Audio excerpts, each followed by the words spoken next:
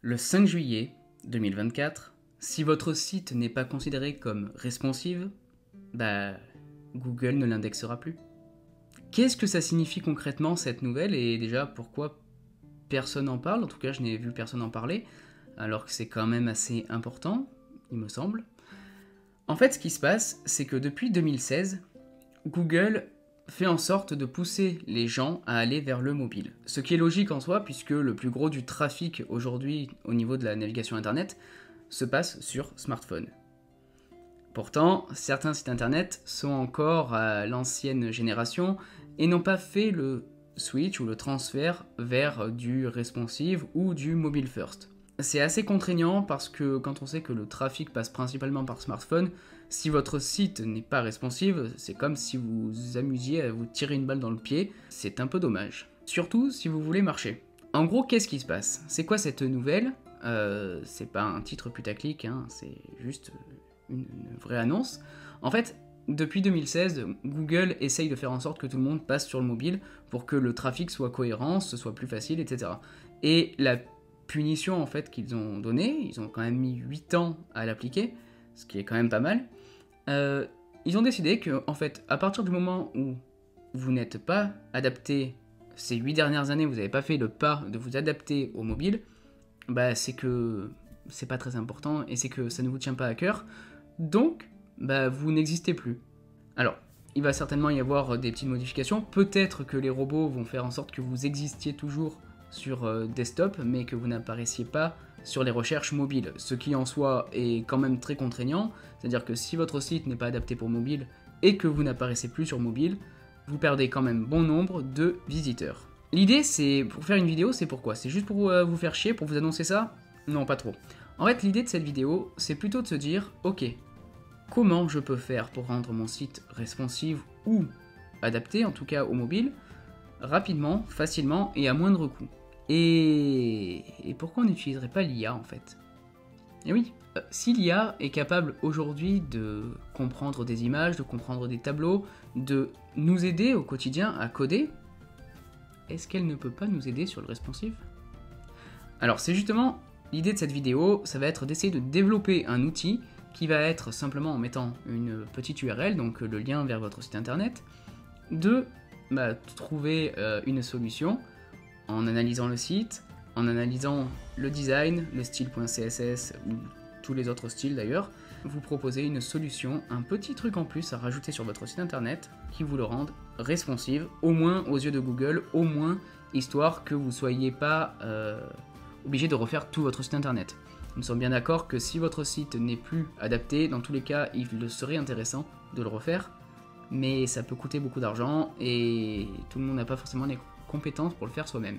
Alors on va essayer de faire cette petite chose, ce petit code qui pourrait potentiellement vous aider, vous, à rendre votre site accessible sur mobile et à ne pas vous faire carotte par Google à partir du 5 juillet 2024. Alors, je n'ai pas dans ma liste de connaissances des sites internet qui ne soient pas responsives, ou en tout cas il n'y en a aucun qui me vient à l'esprit. Donc pour mon test, j'ai conçu un site internet qui n'est pas responsive. Le site internet, le voici. Pourquoi un site responsive n'est pas utile? Alors, c'est un site qui est en ligne, qui s'appelle non-responsive.la-post-code.fr. Si vous voulez, je pourrais le mettre en description, mais je ne vois pas trop l'intérêt, j'avoue. Et en gros, ce site défend les avantages de ne pas être responsive. C'est évident. Bref, alors, pour tester le responsive, moi je fais toujours comme ça, et voilà. Voilà, alors, on va me dire, ouais, mais c'est bon, on voit quand même tout.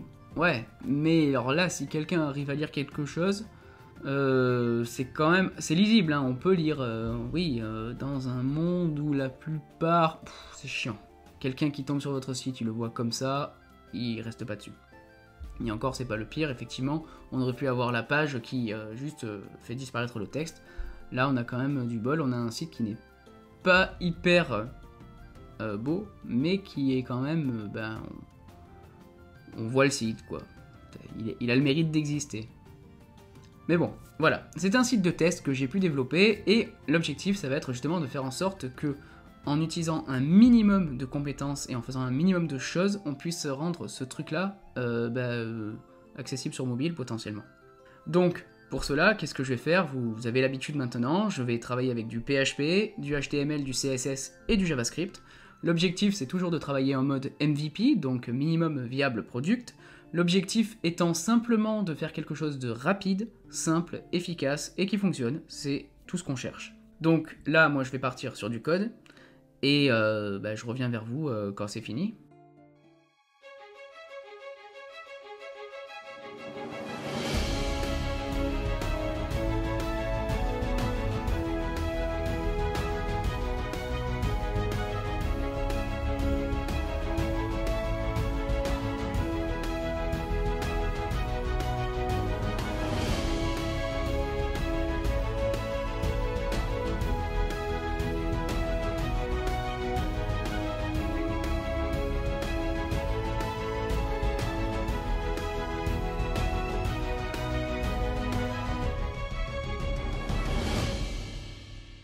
Bon, voilà, on se retrouve ensemble après quelques minutes, quelques dizaines de minutes même de développement. On va pouvoir tester si ça fonctionne ou si ça ne fonctionne pas. Et là, ça va être le test.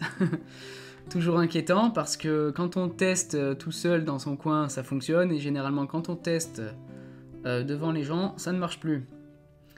Alors, du coup, je vais sur mon site. Donc, je clique ici. Check and generate CSS. Ah oui, j'ai oublié comme d'habitude de mettre le petit loader qui m'indique qu'il se passe quelque chose. C'est fini, donc c'était rapide. Alors, si je clique ici, je peux le télécharger. Moi, je l'ai directement sur la droite de mon écran, donc je vais pas me prendre la tête. Je copie, je colle, parce que là, je suis déjà sur celui de mon serveur. C'est ça. Ici, j'actualise et c'est top. Alors, il y a quelques petites coquilles évidemment. On pourrait faire beaucoup mieux, mais au moins, ça marche en fait. Alors, je sais pas si pour Google ce sera suffisant, nous sommes bien d'accord, mais le fait est que en quelques minutes, en quelques, quasiment une heure, on a pu utiliser l'IA pour aider à améliorer le design. Alors là, ça ne me convient pas, le design qu'il a appliqué, donc ce que je vais faire, c'est que je vais lui proposer de refaire le responsive, tout simplement, le CSS, parce que là, il m'a cassé un petit peu des trucs de design, ce qui fait qu'un client, s'il colle ça sur son site, qu'il voit que tout est pété, il ne reviendra pas. C'est déjà pas mal. Alors, il y a toujours des trucs de design qui sont pas ouf, mais on est déjà sur quelque chose de beaucoup plus propre. On voit que sur le côté, non, on n'a pas de scroll horizontal, ce qui est souvent le problème sur les sites qui ne sont pas responsives, c'est qu'on peut glisser à l'horizontale, ce qui n'est pas logique, puisque quand on est sur smartphone, si on peut glisser comme ça, souvent on est perdu. Il vaut mieux glisser à la verticale. Donc là, on a quelque chose qui est pas dégueu. On a le petit pied de page qui est un peu pété par rapport à ce qu'il y avait avant. Vu qu'avant il était fixé et collé, qu'il pouvait cacher des éléments, je pense que sur mobile il passe automatiquement comme ça pour que ce soit plus facile, on va dire. Si je le remets en grand, mon site fonctionne toujours. Et si je le mets en grand écran, mon site revient comme avant. On voit du coup que la partie qui a changé, la partie qui est différente en termes de design, n'est que la partie qui est accessible sur le mobile. Donc à la limite, si le site ne fonctionnait pas sur mobile, c'est pas gênant. Là, en soi, on a quelque chose qui fonctionne, qui est accessible, qui, en termes de mise en place, même pour quelqu'un qui ne connaît pas trop l'informatique, n'est pas hyper compliqué. Alors, on pourrait l'aménager, l'améliorer. Alors, évidemment, là, on pourrait ajouter un peu de wording, simplement pour dire, au lieu de responsive CSS generated and saved to responsive CSS, je pourrais mettre télécharger votre fichier responsive.css ici, et ajouter la ligne que j'ai ajoutée du coup dans mon petit index.html, et ajouter la ligne celle-ci là, link stylesheet href responsive.css avec le chemin qu'il faut mettre par exemple. Ça, ce serait faisable. Ça permettrait par exemple à quelqu'un qui ne connaît pas, qui ne sait pas, de pouvoir maintenir son site à jour grâce à l'IA, franchement, en pas longtemps, de juste avoir à prendre le style, le coller au bon endroit, et au pire, ça ne casse pas son design précédent, ça fait juste un nouveau design pour son mobile. Alors du coup, est-ce que ce site-là serait un site que vous pourriez utiliser? Est-ce que votre site à vous est responsive ou est-ce qu'il ne l'est pas? Est-ce que vous avez un site d'ailleurs? Peut-être que ça peut être intéressant de me le dire en commentaire. En tout cas, je vous remercie si vous êtes toujours là à ce moment-là de la vidéo, ça me fait vraiment plaisir et dans ce cas-là, je vous demanderai, si ce n'est pas déjà fait, de vous abonner à la chaîne et de mettre un petit like, un petit commentaire éventuellement. Et en attendant, je vous dis à la prochaine!